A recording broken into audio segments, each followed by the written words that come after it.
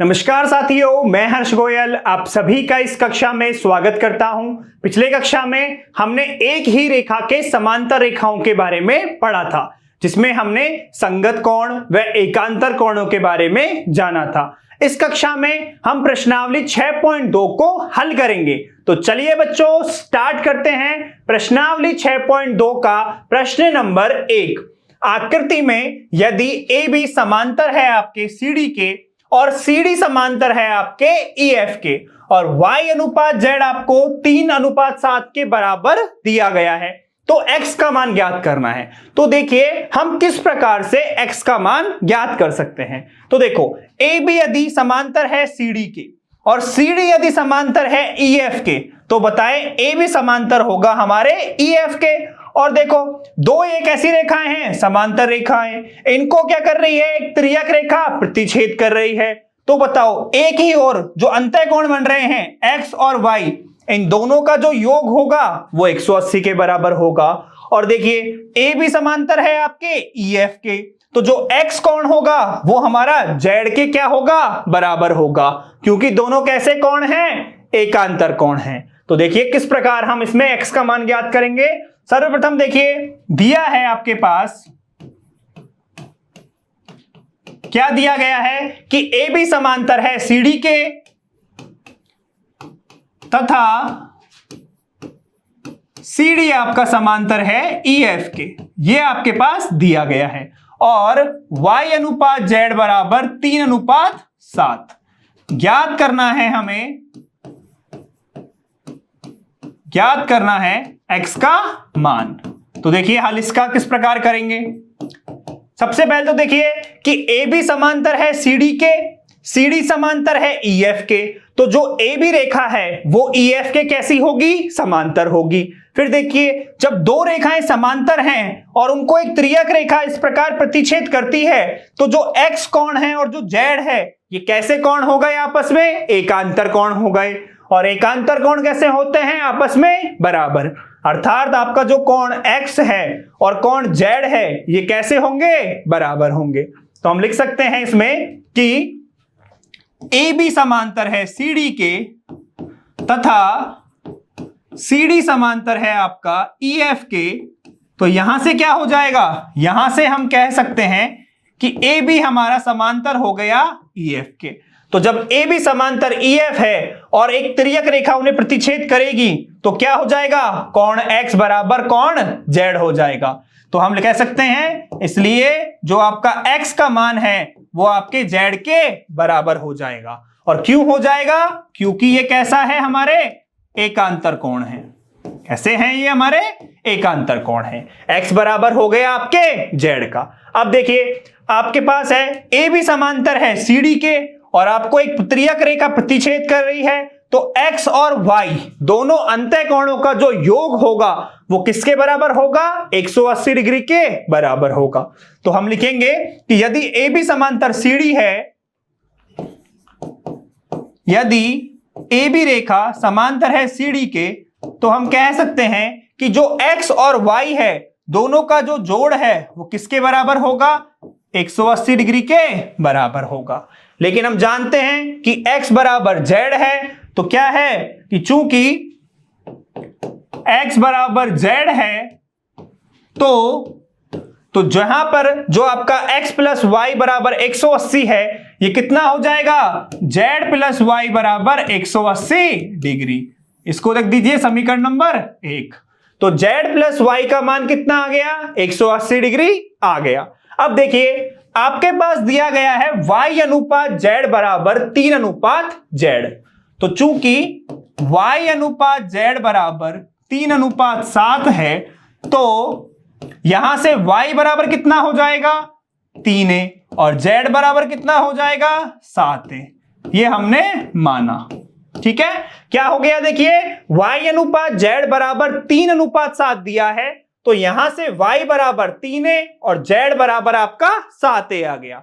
तो जब हमारे पास y और z के मान हैं तो क्या करेंगे, समीकरण 1 में इन मानों को रख देंगे। तो y तथा z का मान समीकरण 1 में रखने पर तो रख दीजिए, देखो समीकरण 1 में क्या आएगा आपके पास।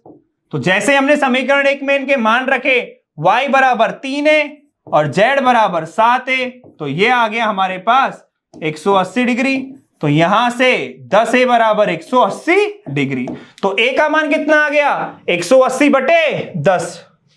तो यहां से हमारा a का मान आ गया 180 डिग्री बटे 10। तो a का मान प्राप्त हो गया कितना, 18 डिग्री। तो a का मान कितना प्राप्त हुआ, 18 डिग्री। तो अब यदि हमारे पास a का मान 18 डिग्री प्राप्त हुआ है, तो क्या मैं y और z के मान निकाल सकता हूं, क्योंकि y बराबर 3a है और z बराबर मेरा 7a है। तो देखिए, चूंकि y बराबर मेरा 3a है, तो y बराबर a का मान 18 डिग्री रख देंगे। तो कितना आ जाएगा y बराबर 18 तिया 54। तो y का मान आ गया मेरे पास 54 डिग्री। ऐसे ही अब मेरे पास चूंकि z बराबर 7a है, तो बताएं z बराबर 7 गुणा 18, तो कितना आ जाएगा बताओ z का मान, 8 7 56, हासिल 5, 7 एकम 7, 7 5 12। ये z का मान आ गया मेरे पास 126 डिग्री। क्लियर, कितना आ गया z का मान, 126 डिग्री। अब देखिए, हमने पढ़ा है, हमारे पास है कि जो x बराबर z है, और रीजन क्या है कि दोनों एकांतर कोण हैं। तो हम लिखेंगे कि चूंकि x बराबर z हमारे पास है, और ये कैसे कह रहे हैं हम, क्योंकि दोनों हमारे कैसे हैं, ये एकांतर कोण, और एकांतर कोण आपस में बराबर होते हैं। और z का मान कितना गिवन है, z आपने प्राप्त किया है 126। तो बताओ, जब z बराबर 126 है और x बराबर z है, तो x का मान कितना प्राप्त हो जाएगा, 126 डिग्री। और यही हमें क्या करना था, ज्ञात करना था। क्लियर, समझ में आया सबको कि x का मान 126 कैसे आया है। दोबारा देखें आप, आपके पास क्वेश्चन में क्या था कि AB समांतर CD, CD समांतर EF। तो यदि ये रेखा इसके समांतर है, ये इसके समांतर है, तो AB EF के समांतर होगा। तो AB समांतर हो गया EF के। तो जब दो रेखाओं को, दो समांतर रेखाओं को एक त्रियक रेखा प्रतिच्छेद करती है, तो एकांतर कोण कैसे होते हैं, बराबर होते हैं।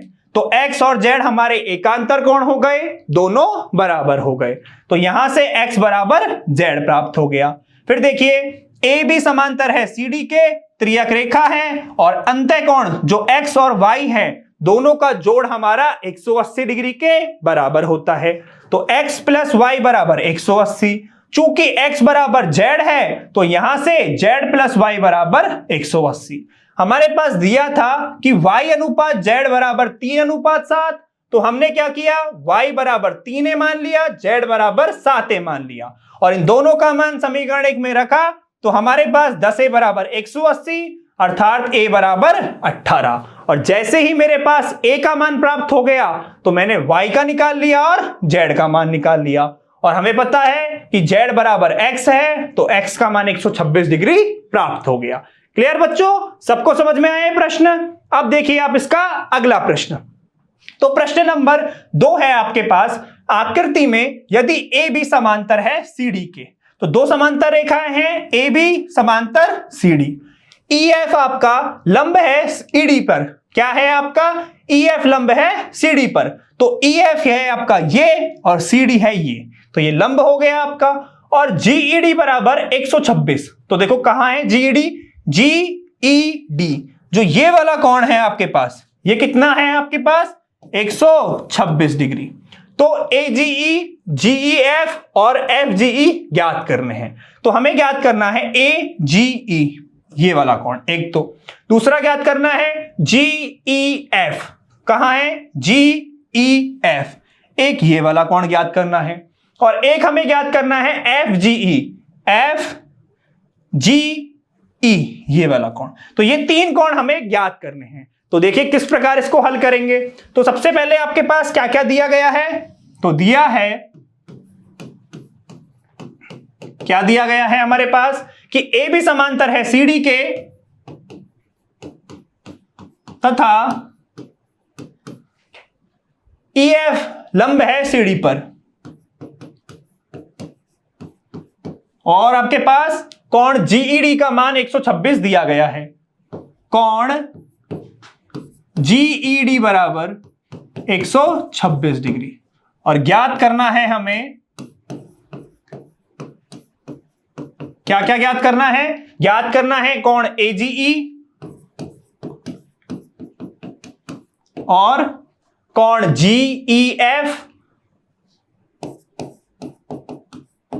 और एक ज्ञात करना है हमें कोण FGE।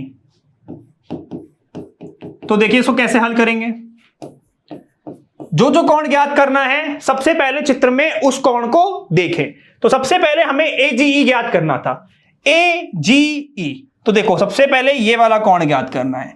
इस कोण को देखते ही क्या बताओ कैसे ज्ञात करें? तो सर्वप्रथम देखो हमारे पास AB समांतर CD दिया गया है। AB रेखा CD के समांतर है और ये जो रेखा है ये प्रतिच्छेद कर रही है इसको, ये त्रियक रेखा हो गई। तो हमें पता है जब दो समांतर रेखाओं को त्रियक रेखा प्रतिच्छेद करे तो एकांतर कोण आपस में बराबर होते हैं। तो कौन कौन से एकांतर कोण हो जाएंगे? देखो एक तो हो जाएगा ये, और एक हो जाएगा आपके पास ये वाला कंप्लीट। कौन सा? GED, ये पूरा की पूरा। तो इसका मतलब आपका AGE आपके बराबर हो जाएगा किसके? GED के। तो हम लिखेंगे कि चूंकि AB समांतर है आपके CD के, तो हम कह सकते हैं कि हमारा जो कोण है AGE, कोण AGE ये किसके बराबर होगा? ये बराबर होगा कोण GED के। और इसका कारण क्या है कि ये दोनों कैसे कोण हैं? एकांतर कोण हैं। ये दोनों हमारे एकांतर कोण हैं, इसलिए ये बराबर होंगे। तो चूंकि GED का मान हमारे पास, चूंकि कोण GED बराबर 126 डिग्री है, तो हम कह सकते हैं, तो भाई जब देखो GED बराबर 126 है, AGE बराबर GED है, तो हमारे पास कोण AGE कितना हो जाएगा? 126 डिग्री। कितना आ गया? ये हमारा 126 डिग्री आ गया। और कैसे आ गया? क्योंकि ये दोनों कोण बराबर थे एकांतर होने के कारण। तो ये हमारा AGE हमारा कोण GED के बराबर आ गया, तो कोण AGE बराबर 126 डिग्री प्राप्त हो गया। अब देखिए अगला कोण कौन सा है? अगला हमें ज्ञात करना है GEF। तो चित्र में देखें GEF कहां पर है? GEF ये वाला कोण आपका। तो अब देखिए आप इसे किस प्रकार से हम ज्ञात कर सकते हैं। तो आप गौर से देखो कि GED ये पूरा वाला जो कोण है कंप्लीट, ये आपके पास 126 डिग्री दिया गया है, ये हमें ज्ञात करना है, और ये हमारे पास समकोण हो गया। तो आप मुझे बताओ कि GED बराबर कितना होगा? GEF और हमारा FED, इन दोनों कोणों के जोड़ के बराबर होगा GED। तो हम लिख सकते हैं कि कोण GED बराबर, कोण GED बराबर कितना लिख देंगे हम कि हमारा जो कोण GED है, तो GED किसके बराबर हो गया? GED बराबर हो गया GEF और FED। GEF और कोण FED। अब देखो चूंकि कोण आपके पास जो GED है वो कितना है? 126, तथा कोण FED कितना है आपके पास? 90 डिग्री। तो क्या हो जाएगा बताओ? इनका मान रख दो। GED का मान हो जाएगा 126 डिग्री बराबर कोण GEF हमें ज्ञात करना है, और जो FED है उसका मान हो गया 90 डिग्री। तो यहां से हम लिखेंगे इसको कोण GEF प्लस 90 डिग्री बराबर 126 डिग्री। तो यहां से कोण GEF ये हो जाएगा 126 डिग्री माइनस 90 डिग्री। तो कितना आ गया आपका? कोण GEF आ गया मेरा 126 में से 90 घटा देंगे तो हमारे पास प्राप्त होगा 36 डिग्री। तो अर्थात GEF का जो हमारे पास मान प्राप्त हुआ है वो कितना आ गया? 36 डिग्री आ गया। समझ में आया कैसे किया कि भाई जो GEF हमें निकालना था, कैसे निकाला कि GEF निकालना था ये वाला। तो हमने GED का मान गिवन है 126 डिग्री, ये 90 डिग्री का कोण है, तो दोनों का जोड़ है 126 के बराबर होगा, उसमें से 90 घटा दिया तो GEF का मान कितना प्राप्त हो गया? 36 डिग्री प्राप्त हो गया। अब हमें ज्ञात करना है कोण FGE। कहां पर है? देखो ये FGE ये वाला कोण। आप देखें गौर से, ये कोण हमें ज्ञात करना है, और ये वाला कोण जो कितना है AGE, ये हमने पहले ज्ञात कर लिया। तो आप मुझे बताओ AGE और FGE ये दोनों कोण कैसे हैं? ये दोनों की दोनों कोण आपके एक ही रेखा पर है, अर्थात इन दोनों कोणों का जो योग होगा वो 180 डिग्री के बराबर होगा। तो हम लिख सकते हैं कि कोण AGE प्लस FGE बराबर 180 डिग्री। तो देखिए एक कोण आ जाएगा आपका इसमें, कौन सा वाला? एक आ जाएगा AGE और एक आ जाएगा आपका FGE। तो AGE प्लस FGE, तो AGE प्लस कोण FGE ये किसके बराबर होगा? 180 डिग्री के बराबर होगा। और रीजन क्या है? रैखिक युग्म। या हम कह सकते हैं कि जो अंतः कोणों का योग होता है वो 180 डिग्री के बराबर होता है।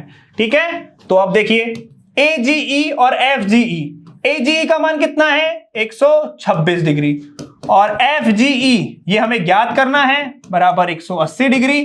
तो यहां से FGE बराबर आ जाएगा 180 डिग्री माइनस 126 डिग्री। तो FGE बराबर आ गया, कितना आएगा? 180 डिग्री में से 126 डिग्री घट जाएगा, तो ये आपका आ जाएगा देखिए 54 डिग्री। कितना आ गया ये आपका? 54 डिग्री। क्लियर बच्चों, सबको समझ में आया किस प्रकार से क्वेश्चन किया है? देखिए आपको तीनों कोण निकालने थे, तो हमने क्या किया, दोबारा सुने देखो। सबसे पहले जब AGE निकालना था, AGE, तो देखिए दो समांतर रेखाओं को एक त्रियक रेखा काट रही है, तो एकांतर कोण आपस में बराबर होंगे। तो AGE ये वाला कोण इस पूरे कोण के बराबर हो गया GED के बराबर, तो अर्थात दोनों एकांतर हो गए, बराबर हो गए। ये 126 का है तो AGE भी किसका हो जाएगा? 126 का हो जाएगा। फिर दूसरा कोण ज्ञात करना था, कोण GEF, कोण GEF ये वाला कोण। हम जानते हैं कि GED का मान 126 है, इसका ज्ञात करना है, ये वाला 90 का है। तो इन दोनों कोणों का जो योग होगा वो मेरा GED के बराबर होगा। तो दोनों का योग किसके बराबर? 126 के बराबर। यहां से आपका GEF ज्ञात हो गया। और जब हमें कोण FGE निकालना है, कौन सा? FGE और AGE ये दोनों एक ही रेखा पर है, तो दोनों का योग 180 के बराबर होगा। तो यहां से हमारा क्या प्राप्त हो गया? FGE। क्लियर, सबको समझ में आया वाला प्रश्न? अब देखिए आप इसका अगला प्रश्न क्या होगा। अगला है आपका प्रश्न 3। आकृति में यदि PQ समांतर है ST के और कोण PQR बराबर 110 डिग्री दिया है, कोण RST बराबर 130 डिग्री दिया है, तो हमें ज्ञात करना है कोण QRS। अब देखिए जब हम इस कोण को ज्ञात करना चाह रहे हैं तो हमें लगाना है कि हमारे पास दो समांतर रेखाएं दी गई हो और त्रियक रेखा उन्हें प्रतिच्छेद कर रही हो। तो यहां पे समांतर रेखा हमें नहीं है, तो हम क्या करेंगे? हम रचना करेंगे समांतर रेखा की। अर्थात मैं एक रेखा खींच सकता हूं इस तरह से, ये हो गई मेरे पास क्या? ये मान लिया मैंने X, ये मान लिया मैंने Y। तो मैंने रचना कर दी यहां पे, ये हमारी रचना हो गई XY। देखिए हमें दो समांतर रेखाएं चाहिए थी जिन्हें एक त्रियक रेखा खींचे काटे, तो हमने क्या किया? हमने यहां पर क्या किया? रचना कर दी XY रेखा की। क्लियर, तो अब देखिए आपका जो XY रेखा है वो PQ के समांतर है और XY रेखा है वो ST के समांतर है। तो देखिए QRS का मान किस प्रकार ज्ञात करेंगे? आपका एक कोण तो ये बन रहा होगा और एक कोण ये बन रहा होगा। माना ये वाला कोण हो गया B और इस वाले कोण को मान लिया मैंने A। तो किस प्रकार हल करेंगे? देखिए इसे हम इसे कर सकते हैं। तो हमारे पास दिया है, क्या दिया गया है? हमारे पास PQ समांतर है ST के और कोण कौन कौन से दिए गए हैं? PQR बराबर 110 डिग्री तथा कोण RST बराबर 130 डिग्री। 130 डिग्री। तो क्या कर सकते हैं? देखिए कोण RST 130 है, QRS का मान ज्ञात करना है। तो कैसे करेंगे QRS? देखो सबसे पहले हमने रचना कर दी, ठीक है, तो ज्ञात करना है हमें कोण QRS का मान, ज्ञात करना है कोण QRS का मान। तो देखिए हल इसमें सबसे पहले तो हमने रचना की XY रेखा की, और किस प्रकार की है XY रेखा की रचना? कि जो एक्स वाई रेखा है वो पी क्यू के समांतर है और एक्स वाई रेखा एस टी के समांतर है। तो पी क्यू के समांतर है एक्स वाई रेखा तथा आपके ये जो एस टी है इसके समांतर है एक्स वाई रेखा। ठीक है, क्लियर। और ये वाला कौन हो गया ए, ये वाला कौन हो गया बी। अब आप देखिए, जब आपके पास दो समांतर रेखाएं हैं और उन्हें एक त्रियक रेखा प्रतिच्छेद कर रही है, इसका मतलब क्या होगा कि 110 डिग्री और जो कोण ए होगा वो आपके क्या होंगे, अंतः कोण होंगे एक ही रेखा में, और दोनों का जो योग होगा वो किसके बराबर होगा, 180 डिग्री के बराबर होगा। तो इन वाले दोनों का योग 180। ऐसे इस वाले में देखो, एस टी रेखा एक्स वाई के समांतर है, एक त्रियक रेखा इन्हें प्रतिच्छेद कर रही है। तो देखो जो 130 होगा और ये जो बी कोण होगा ये कैसे होंगे, आपस में बराबर होंगे, क्योंकि एक ही रेखा की ओर जो अंतः कोण होते हैं उनका योग 180 डिग्री के बराबर होता है। अर्थात आपके बी का जो और 130 का जो योग होगा वो किसके बराबर होगा, वो हमारा 180 डिग्री के बराबर होगा। तो हम लिख सकते हैं, क्या लिखेंगे इसमें, देखिए कि एक्स वाई समांतर है पी क्यू के, तो हल में देखिए एक्स वाई समांतर है पी क्यू समांतर है एक्स वाई के। तो हम कह सकते हैं, तो जब हमारे पास पी क्यू समांतर है एक्स वाई के तो कोण 110 डिग्री का और जो ए है इन दोनों का जोड़ 180 डिग्री के बराबर होगा। तो मैं लिख सकता हूं कि कोण पी क्यू आर कितना, कोण पी क्यू आर और प्लस कोण ये वाला जो ए है ये कितना है हमारा क्यू आर एक्स, ये कितना होगा 180 डिग्री के बराबर होगा। लिख सकते हैं रेखा के एक ही ओर बने अंतःकोण। ठीक है, तो इनका योग हो गया 180 डिग्री के बराबर। पी क्यू आर का मान कितना है हमारे पास, पी क्यू आर है 110 और क्यू आर एक्स है ए, तो अर्थात 110 प्लस ए बराबर 180 डिग्री। तो 110 डिग्री प्लस ए बराबर 180 डिग्री। तो यहां से मैं कह सकता हूं कि 110 प्लस ए बराबर 180 है, तो ए बराबर 180 माइनस 110 डिग्री, तो यहां से ए का मान कितना प्राप्त हो गया, 70 डिग्री। ठीक है, तो ए का मान हो गया 70 डिग्री। इसी प्रकार देखिए आप ये वाला बी वाला, कि भाई जो बी कोण है और 130 डिग्री का कोण है इन दोनों का जोड़ भी 180 के बराबर है। क्यों बराबर है, क्योंकि एक्स वाई और एस टी समांतर रेखाएं हैं, इन्हें एक त्रियक रेखा इस प्रकार काट रही है, तो इनका जो अंतः कोण होगा उनका योग 180 के बराबर होगा। तो हम लिखेंगे कि एक्स वाई समांतर है एस टी के,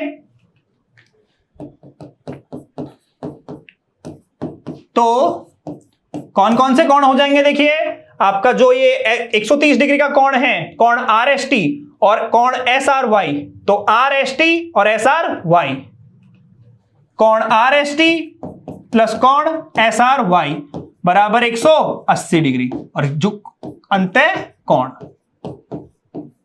ठीक है, तो देखिए आर एस टी का मान कितना है, आर एस टी का मान आपके पास 130 डिग्री और जो एस आर वाई का मान है वो आपके पास बी है, तो 130 डिग्री प्लस बी बराबर आपका 180 हो गया। तो देखिए यहां से बी का मान कितना आ गया, 180 माइनस 130, तो बी का मान आ गया आपके पास 50 डिग्री। कितना आ गया बी का मान, 50 डिग्री। अब देखो ए का मान है 70 डिग्री और बी का मान है 50 डिग्री, तो किस प्रकार ज्ञात करेंगे इन्हें। तो देखो आपके पास ए बराबर तो आ गया 70 और बी बराबर आ गया 50, तो आगे क्या करेंगे, देखो ए व बी के मान तो आपके पास हैं, ए व बी के मान, और हमें निकालना है क्यू आर एस ये वाला कोण।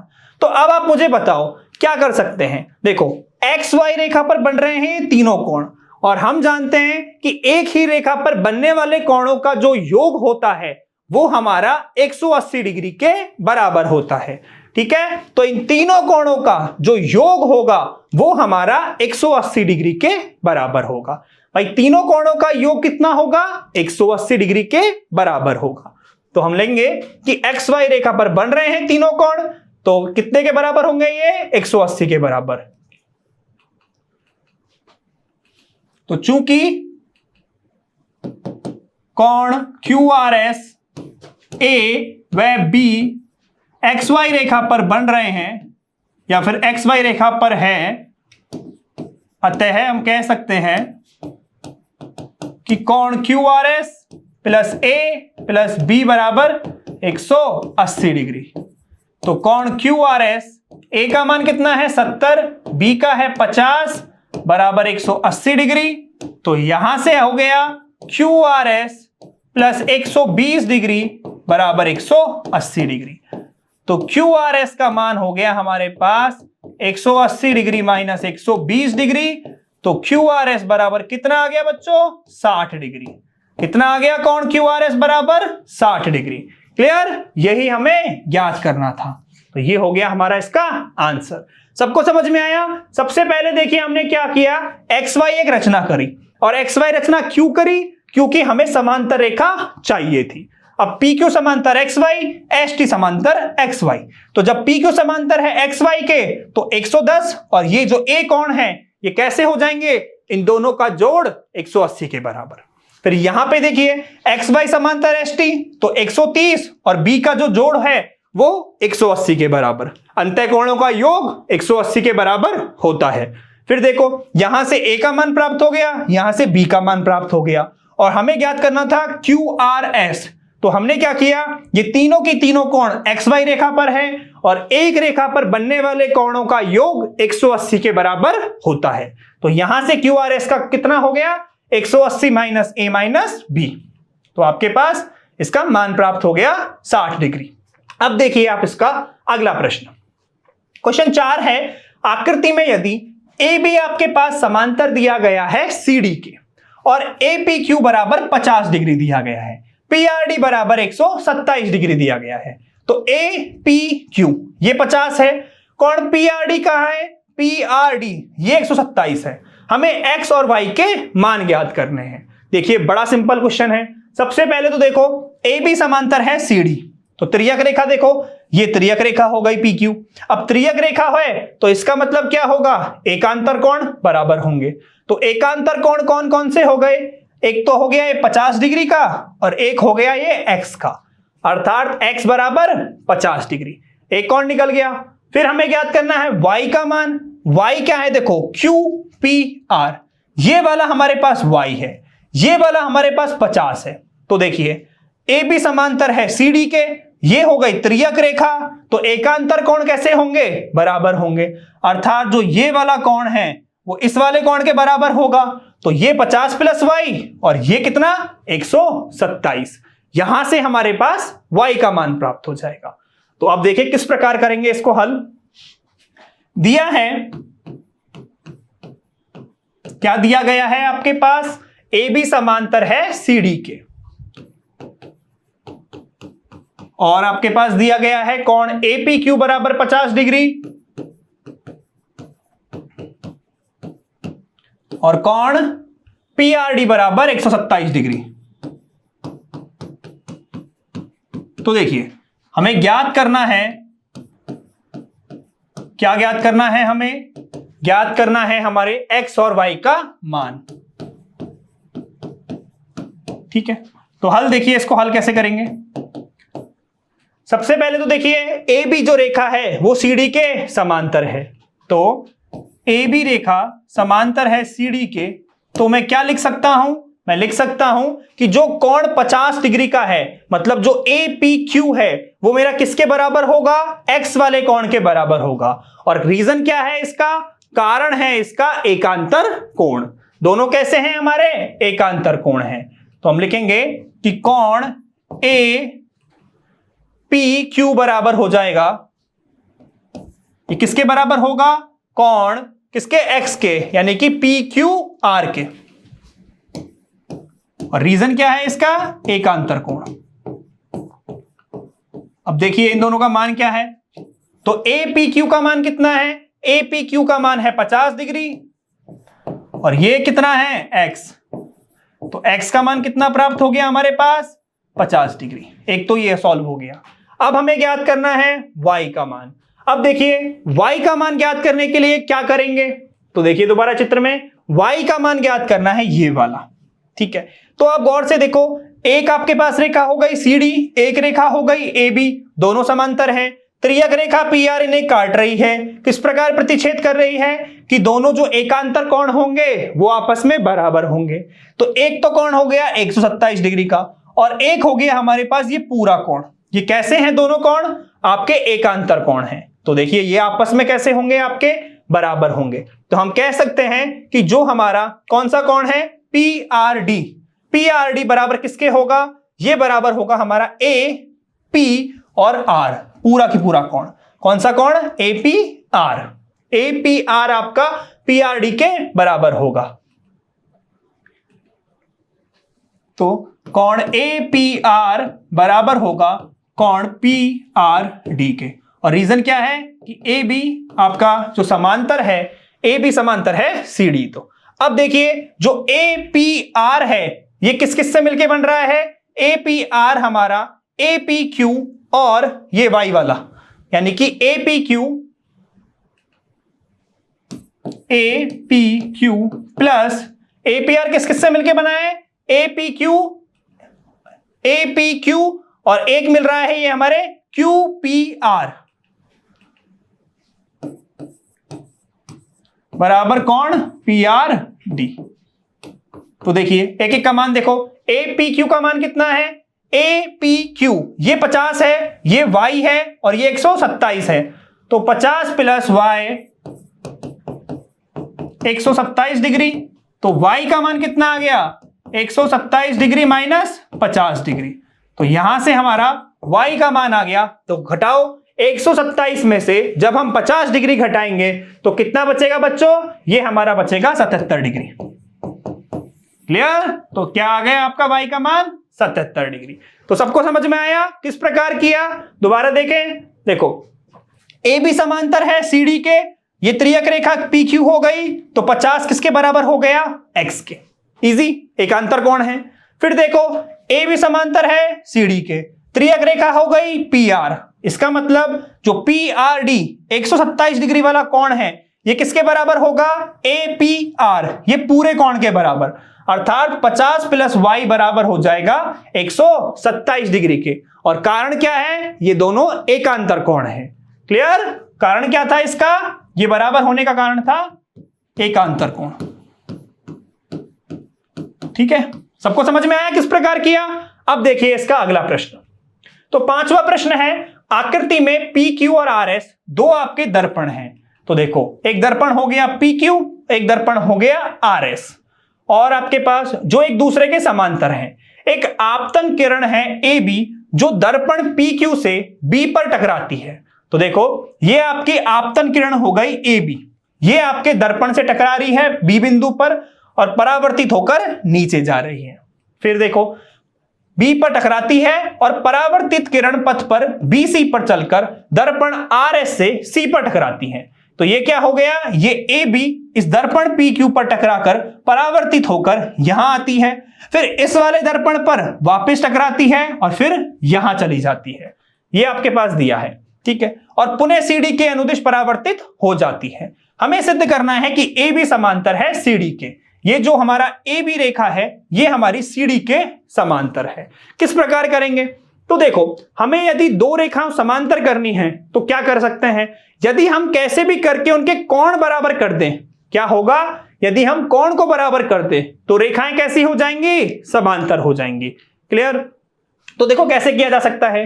आपके पास दर्पण हो गए, ये इस तरह से हो गया। तो देखो हम क्या करते हैं, यहां पर हम क्या करते हैं, यहां से तो रचना करते हैं, एक लंब डाल लेते हैं ये वाला, और एक यहां से लंब डाल देते हैं ये वाला। ये हो गया M, ये हो गया N। तो रचना करते हैं, क्या हो जाएगी हमारी रचना? ये हमारी रचना हो गई कि एक तो हमने BM लंब डाला है। ये कहां डाला है? BM जो लंब है ये हमने कहां पे डाला है? ये हमने लंब डाला है PQ पर, तथा एक हमने लंब डाला है कौन सा? CN। ये हमने कहां डाला है? ये हमने PS पे डाला है। तो ये दो रेखाओं पर हमने क्या किया? दो रेखाओं को हमने RS पर, ठीक है, तो दो रेखाओं पर हमने डाल लिया लंब BM और CN। तो उससे क्या फायदा हुआ? देखो ये लंब डालने का रीजन क्या था। जब ये हमारा एक दर्पण है और हमारी AB कैसी किरण है?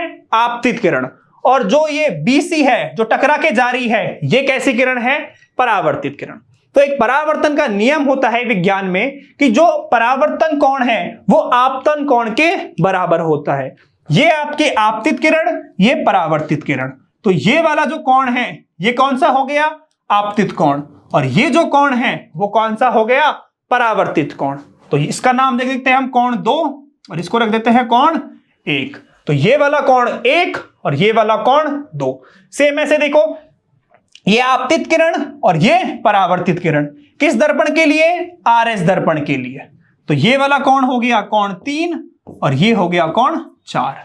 और आपतित कोण परावर्तन कोण के बराबर होता है, ये हमने साइंस में पढ़ा हुआ है। ठीक है, तो आपतित किरण परावर्तित किरण और आपतन कोण बराबर हो जाएगा परावर्तन कोण के। तो देखो किस प्रकार करेंगे। दिया है, तो क्या दिया गया है हमारे पास?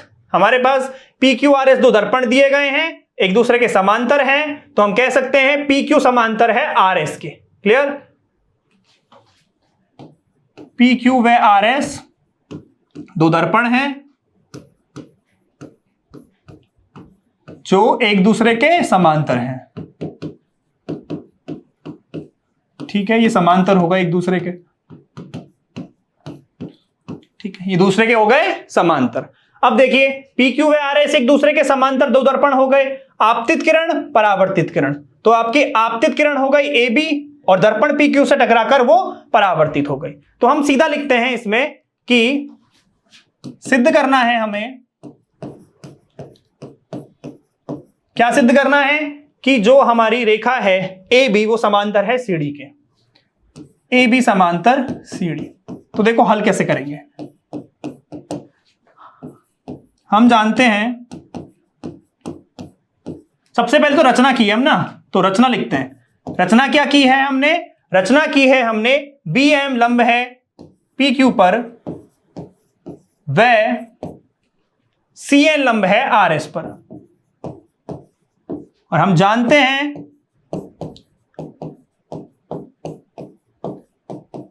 कि यदि आपतित किरण दर्पण से टकराकर परावर्तित होती है, यदि कोई किरण दर्पण से टकराकर परावर्तित होती है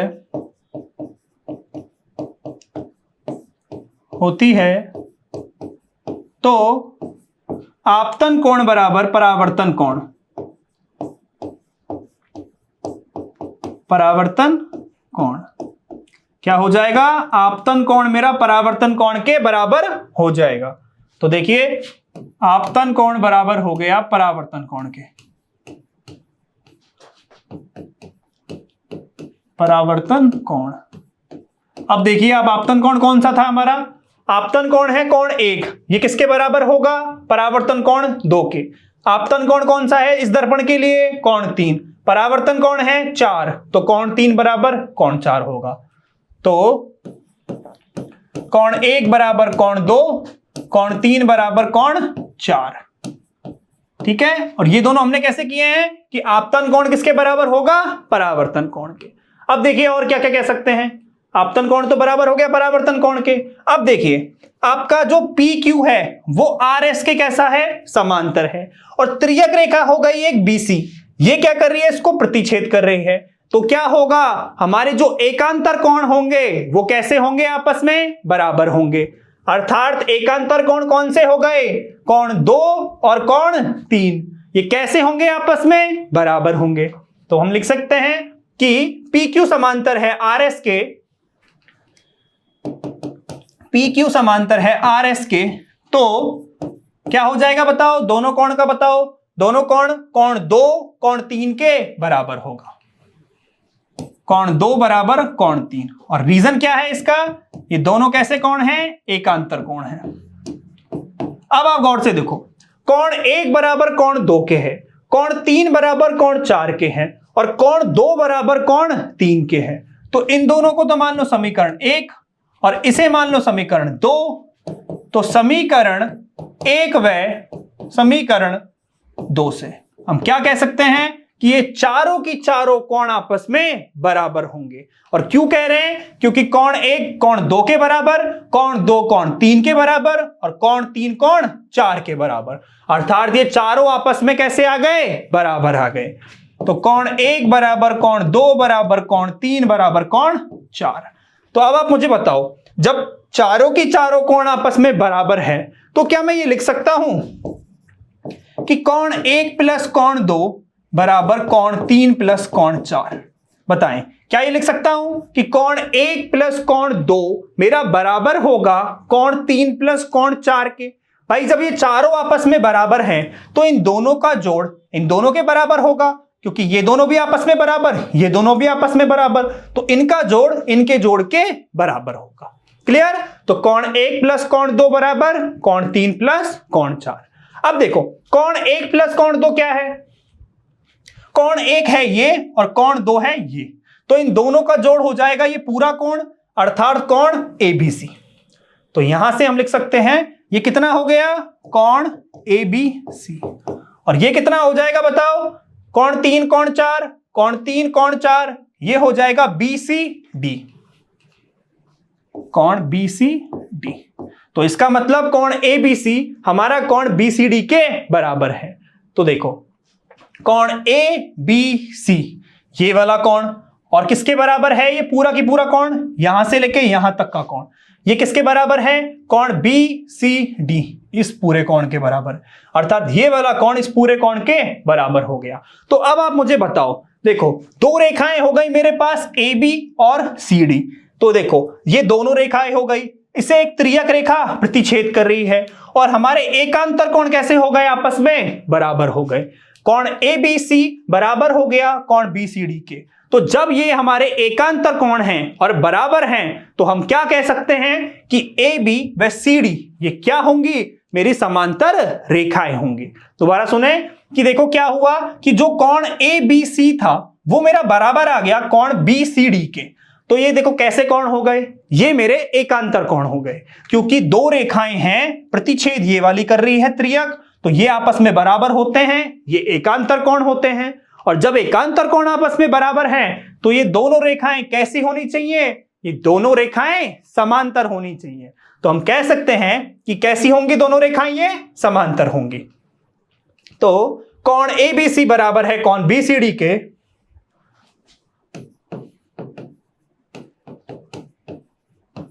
और कैसे कोण है ये? एकांतर।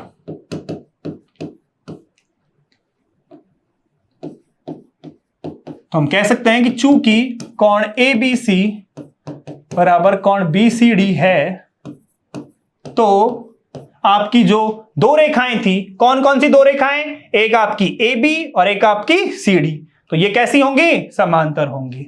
तो AB व CD रेखा एक दूसरे के समांतर होंगे। ठीक है, यही हमने प्रूफ कर दिया कि AB समांतर है CD के। हो गया प्रूफ, यही हमें प्रूफ करना था। क्लियर? सबको समझ में आया बच्चों? एक बार दोबारा देखो कि कैसे किया है हमने। देखो बड़ा सिंपल सा था। कैसे कि हमारे पास दो दर्पण दिए गए थे। सबसे पहले हमने रचना करी, BM लंब डाला PQ पर, CN लंब डाला RS पर। तो जैसे ही लंब डाला, आपतित किरण परावर्तित किरण, बीच में लंब होते ही ये आपतन कोण हो गया, ये परावर्तन कोण हो गया। और हम जानते हैं कि आपतन कोण बराबर होता है परावर्तन कोण के, अर्थात कोण 1 बराबर कोण 2, कोण 3 बराबर कोण 4। तो कोण 1 बराबर 2 और कोण 3 बराबर कोण 4। फिर देखिए PQ हमारा समांतर है RS के, तो जो PQ है वो समांतर है RS के। तो दो समांतर रेखाओं को जब एक त्रियक रेखा काटती है तो उनके जो एकांतर कोण होंगे वो कैसे होंगे? बराबर होंगे। तो यहां से देखो कोण 2 और कोण 3 हो गए हमारे एकांतर कोण। तो कोण 2 बराबर कोण 3 एकांतर कोण। और दोनों समीकरणों से हम कह सकते हैं कि मेरे चार की चारों कोण आपस में बराबर होंगे। कोण 1 बराबर कोण 2 बराबर कोण 3 बराबर कोण 4, ये चारों आपस में बराबर होंगे। फिर मैंने क्या किया? कोण 1 व 2 को जोड़ दिया, कोण 3 व 4 को जोड़ दिया। ये हो गया ABC, ये हो गया BCD। तो जब मेरा ABC बराबर हो गया BCD तो ये दो रेखाएं हो गई और एक त्रियक रेखा और ये एकांतर कोण, तो अर्थात जब ये एकांतर कोण बराबर हैं, इसका मतलब ए बी और सी डी को कैसी रेखा होना पड़ेगा? समांतर रेखा होना पड़ेगा। तो मैंने लिखा कि ये दोनों बराबर हैं, तो अर्थात ए बी सी के क्या है? ए बी व सी डी समांतर रेखा है। क्लियर बच्चों? सबको समझ में आया प्रश्न? तो यहां पर आपकी प्रश्नावली 6.2 होती है समाप्त। इसी के साथ हमने अध्याय 6 को यहां पे किया है कंप्लीट।